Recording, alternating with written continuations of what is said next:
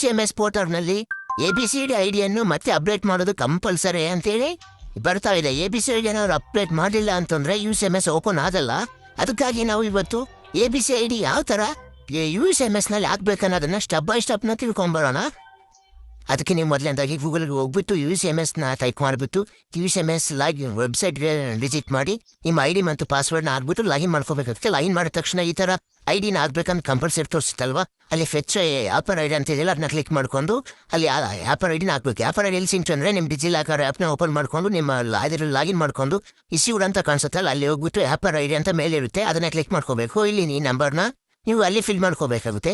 Simple ಆಗಿ ಆ್ಯಪರ್ ID ನಂಬರ್ನ ಇಲ್ಲಿ ಫಿಲ್ ಮಾಡ್ಕೊಂಡ ತಕ್ಷಣವೇ ಅದನ್ನು ಕಂಟಿನ್ಯೂ ಮೇಲೆ ನೀವು ಕ್ಲಿಕ್ ಮಾಡ್ಕೋಬೇಕಾಗುತ್ತೆ. ಕಂಟಿನ್ಯೂ ಮೇಲೆ ಕ್ಲಿಕ್ ಮಾಡಿ ಆದ್ಮೇಲೆ ನಿಮ್ಮ ರಿಜಿಸ್ಟರ್ ಮೊಬೈಲ್ ನಂಬರ್ಗೆ ಒಂದು OTP ಬರುತ್ತೆ.